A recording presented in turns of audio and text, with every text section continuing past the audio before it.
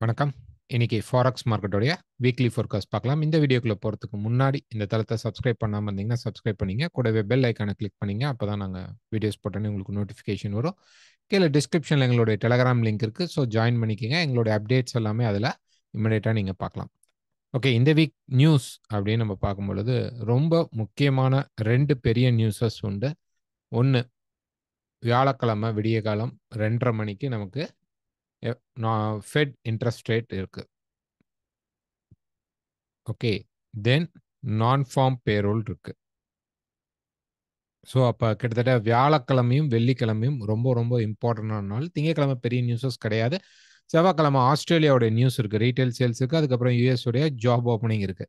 புதன்கிழமை இன்வென்ட்ரி இருக்கு. ஆஸ்திரேலியாவுடைய inflation rate year of year இருக்கு. தென் ஜப்பானுடைய கன்சியூமர் கான்ஃபிடன்ஸ் இருக்கு. அதுக்கப்புறம் கேடோடைய ஜிடிபி, அது அவ்வளோ பெரிய இம்பார்ட்டன்ட் நியூஸ் கிடையாது. அண்ட் தென் யூரோவுடைய பிரான்ஸ், டென்மார்க் அவங்களுடைய இன்ட்ரெஸ்ட் ரேட்டுமே இருக்குது. ஸோ தட் அப்படின்னு பார்த்தீங்க அப்படின்னா புதன்கிழமை எல்லா கரன்சியோடைய மிக்ஸ்டு ஒரு இம்பேக்ட் இருக்கும். வியாழக்கிழமை விடிய கால ஓகே, அப்போ நமக்கு ஃபெட் இன்ட்ரெஸ்ட் ரேட் இருக்கு. ஃபெட் இன்ட்ரெஸ்ட் ரேட்ல இந்த வீக் இந்த மந்த் எதுவுமே சான்ஸ் பெருசாக சேஞ்சஸ் இருக்காது அப்படின்னு சொல்லியிருக்காங்க. 5.5 அப்படியே தான் இருக்கணும். பட் ரேட் கட் இருக்க வாய்ப்பு இருக்குமோ அப்படின்ட்டு டெக்னிக்கலாக பார்க்கும் பொழுது மார்க்கெட்டோடைய அந்த பிளே வந்து பார்த்தீங்கன்னா செல் சைடில் இருக்கும். மேபி நெக்ஸ்ட் 2 பெரிய நியூஸஸ் இருக்கிறதுனால மார்க்கெட்டில் என்ன பண்ணலாம் அப்படின்னு பார்த்தீங்க அப்படின்னா, ஃபர்ஸ்ட் நியூஸ்க்கு இறக்கினால் செகண்ட் நியூஸ்க்கு ஏறும். செகண்ட் நியூஸ்க்கு இறக்கி ஏற்றிட்டாங்க அப்படின்னா இறங்கிடும். இப்படி மாறி மாறி நடக்கும். ஸோ இந்த நியூஸ்க்கு இறங்கினால் இந்த நியூஸ்க்கு ஏறும், இந்த நியூஸ்க்கு ஏறினால் இந்த நியூஸ்க்கு இறங்கிடும்.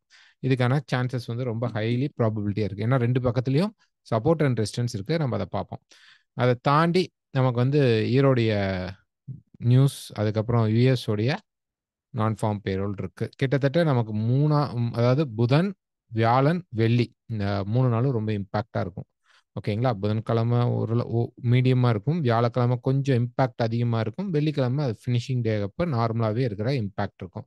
இதுக்கு அடுத்தது நமக்கு வந்து ஃபெட்டோடைய இன்ட்ரெஸ்ட் ரேட் பார்த்தீங்க அப்படின்னா நெக்ஸ்ட் இங்கே தான் மார்ச் 20, 21 அப்போதான் நமக்கு கிடைக்கும். 20, 21 இது அவங்களுடைய டேட்டாக இருக்கும். 19, 20 நமக்கு 20, 21 நமக்கு நியூஸ் கிடைச்சிரும். ஓகேங்களா?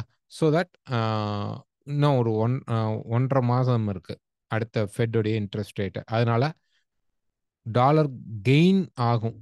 ஓவரால் ஸ்டேட்மெண்ட் அப்படின்னா டாலர் வந்து அடுத்த ஃபெட் இன்ட்ரெஸ்ட் ரேட்ல இந்த முறை இறக்கல அப்படின்னாலும் ஏற்றிடுவாங்க. லைட்டாக இறங்கினாலும் திருப்பி அதே இப்போ இறங்குற லெவல்லே மார்க்கெட் மேலே ஏறிடும். மார்ச்ல இருந்து நல்லாவே ரேட் கட் ஸ்டார்ட் ஆகும். அப்போ கண்டிப்பாக இறங்கும் டிஎக்ஸ்ஒய். அதனால இப்போ ஏறும். ஆனால் நியூஸுக்கு இறங்கிட்டு அதுக்கப்புறம் ஏறுறதுக்கான சான்சஸ் தான் உண்டு. ஸோ தட் கிளியராக புரிஞ்சுக்குங்க. இப்போ பார்த்தீங்க அப்படின்னா டிஎக்ஸ்ஒயை பொறுத்த வரைக்கும் ஒரு மார்க்கெட் வந்து கம்ப்ரஸ்ட் ஆகிடுக்கு. ஸோ இதை வந்து இன்னொரு கோணத்தில் நம்ம பார்க்கலாம். எப்பயுமே மார்க்கெட் இறங்குறது ஏறுறதுங்கிறது வந்து ஒரு ஸ்டேஜாக ஒரே மாதிரி தான் நடக்கும் அதோடைய கான்செப்டில்.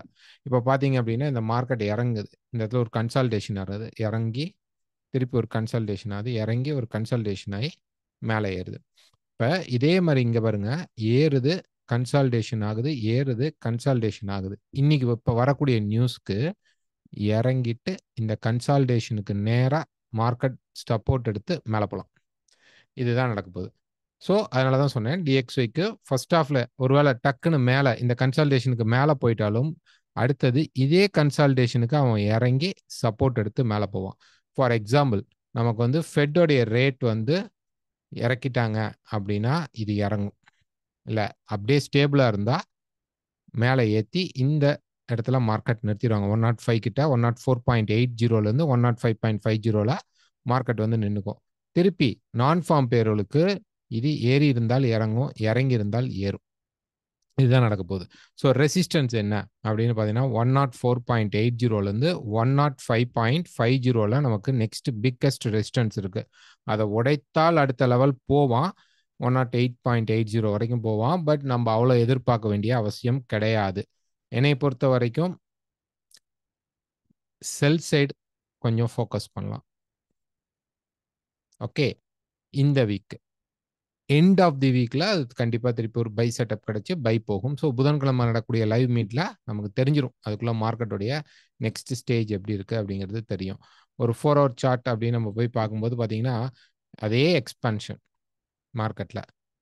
இது வந்து டைமண்ட் பேட்டர்னா கூட கன்சிடர் பண்ணலாம். தப்பு கிடையாது.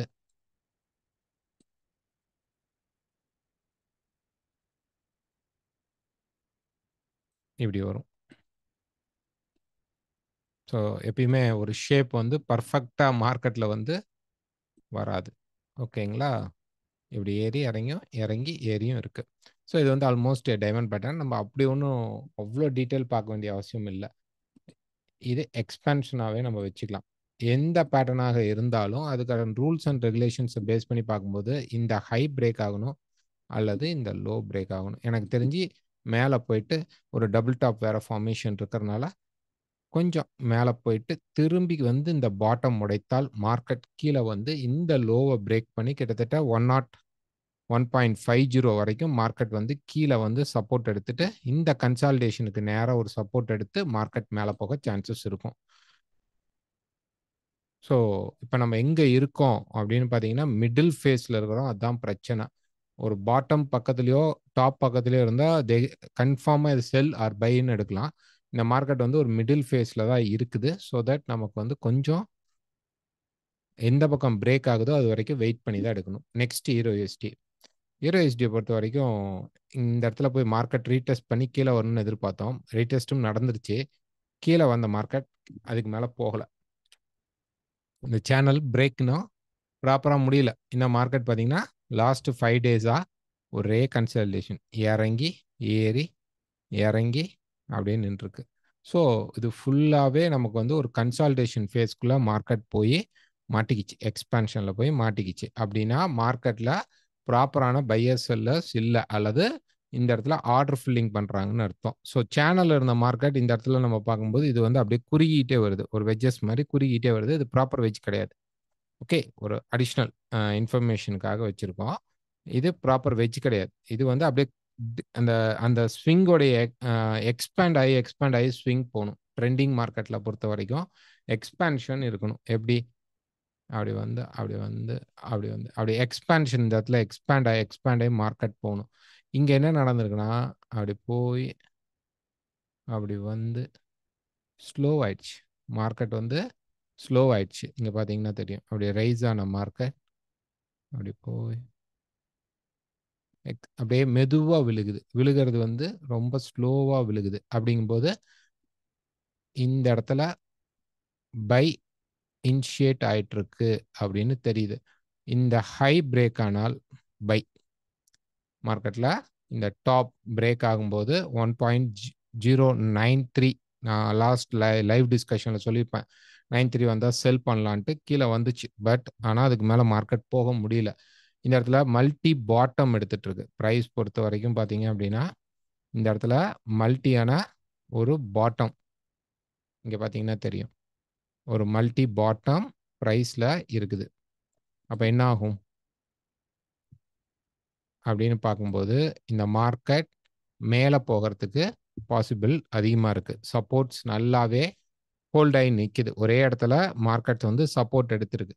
ஸோ இந்த பர்ட்டிகுலர் ஹை பிரேக் ஆகும்போது நம்ம ரெசிஸ்டன்ஸ் எதிர்பார்த்த இடத்துல மார்க்கெட் ரெசிஸ்டன்ஸ் எடுத்துச்சு. ஆனா கீழ பிரேக் அவுட்டும் நடக்காதனால, இந்த ரெசிஸ்டன்ஸ் இப்ப பிரேக் ஆயி மார்க்கெட் மேல போகறதுக்கான பாசிபிள்ஸ் அதிகமாக தெரியுது.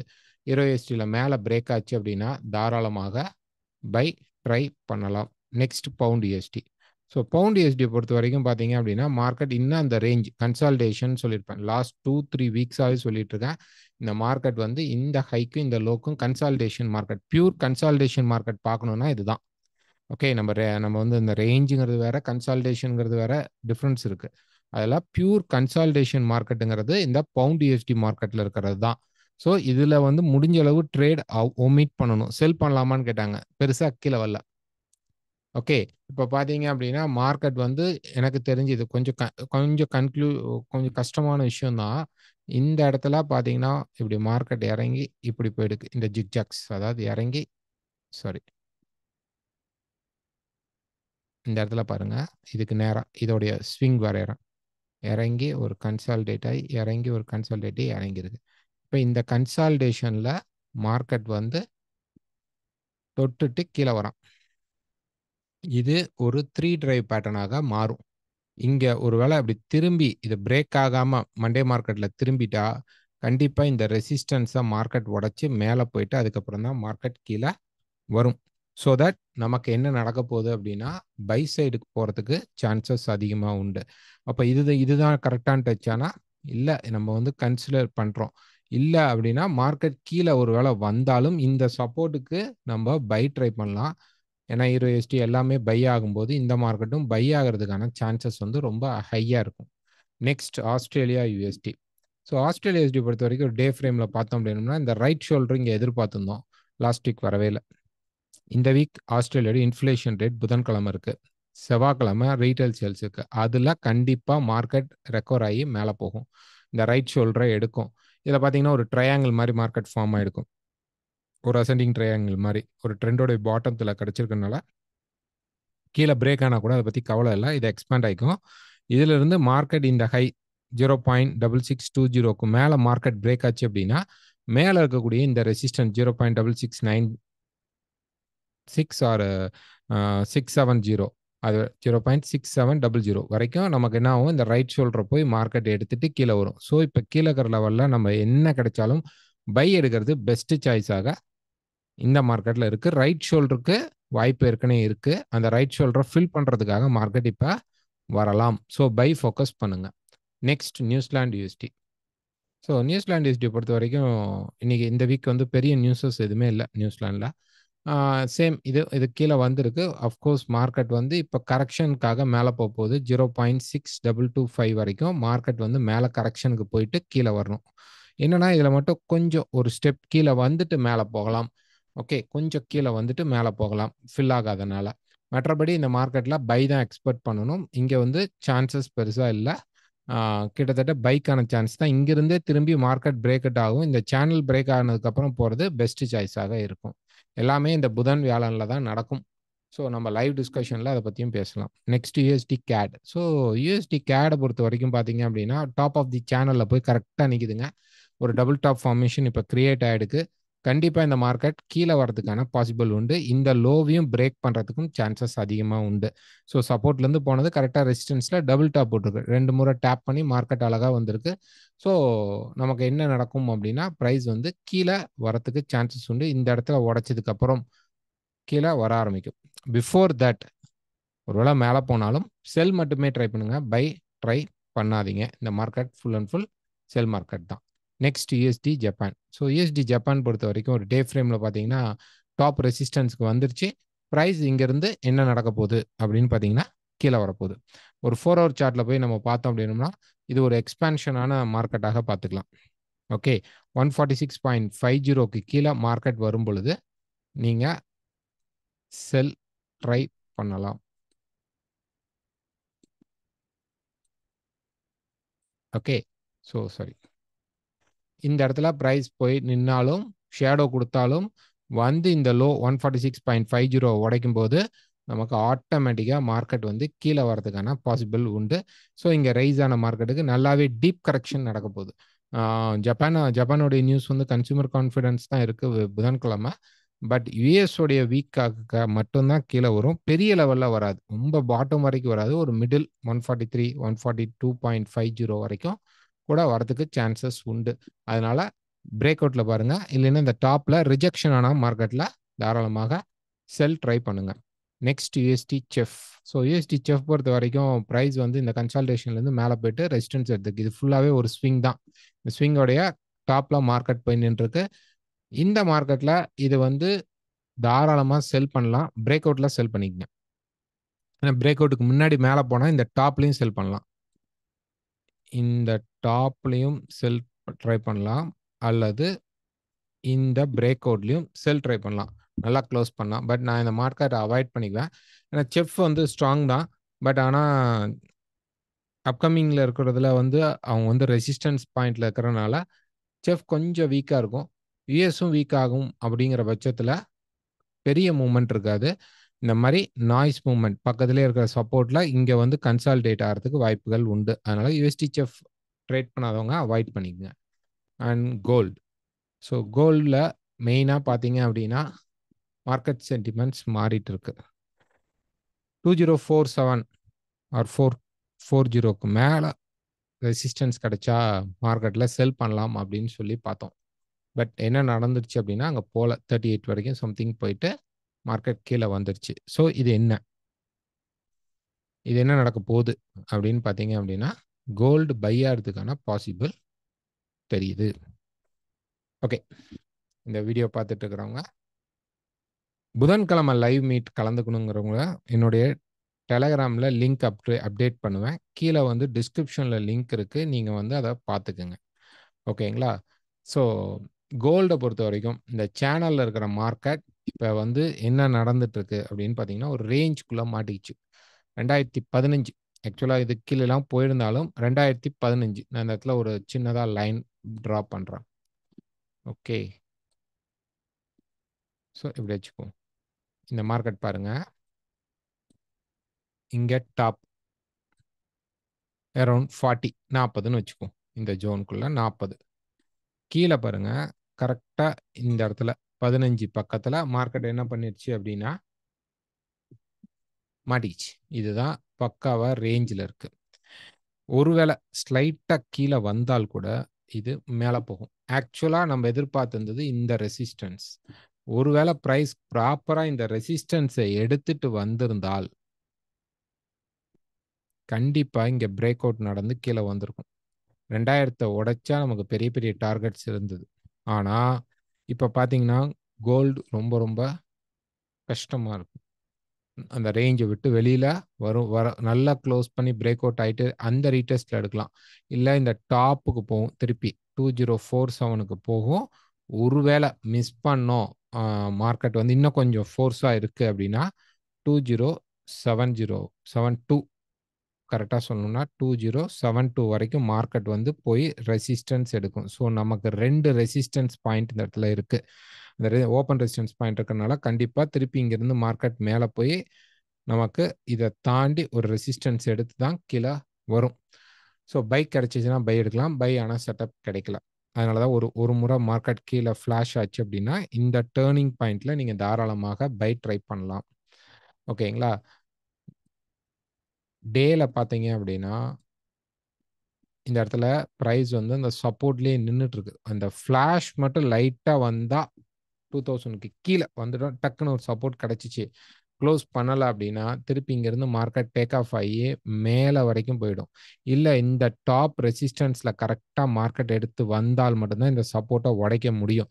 ரெசிஸ்டன்ஸ் எடுக்கல, சப்போர்ட் எடுத்துட்டான் அப்படின்னா, கண்டிப்பா உடைஞ்சு நம்ம இந்த ஹைக்கு மேல இருக்கக்கூடிய ஒரு லெவல்ல தான் நம்ம வந்து மார்க்கெட் திரும்பும். பெரிய லெவல்ல. இந்த இடத்துல சப்போர்ட் எடுத்துட்டா. பெரிய ஸ்ட்ராங் சப்போர்ட்டாக இருந்துருச்சு அப்படின்னா. ஏன்? இங்க 4 ஹவர்ல பாருங்க. தொடர்ச்சியா மார்க்கெட்ல இந்த இடத்துல ஒரு ரேஞ்சு. இப்ப இறங்கி ரேஞ்சு. லாஸ்ட் வீக் நான் சொல்லியிருந்தேன். எத்தன பேருக்கு ஞாபகம் இருக்குன்னு தெரியல. கோல்டு இறங்கினால் பெருசா இறங்கும். சில்வர் கம்மியா இறங்கும். ஏறினால் கோல்டு கம்மியா ஏறும். சில்வர் பெருசா ஏறும். ஓகே. இப்ப பார்த்துக்கங்க. இங்க இருந்து மார்க்கெட் வந்து ஏறுது. ஒரு 24ல வந்து இப்படி மார்க்கெட் இப்படி ரைஸ் ஆகுது. சில்வர் அதே 24லேருந்து பார்த்தீங்கன்னா, நல்ல ஸ்பீடா ரைஸ் ஆயிருக்கு.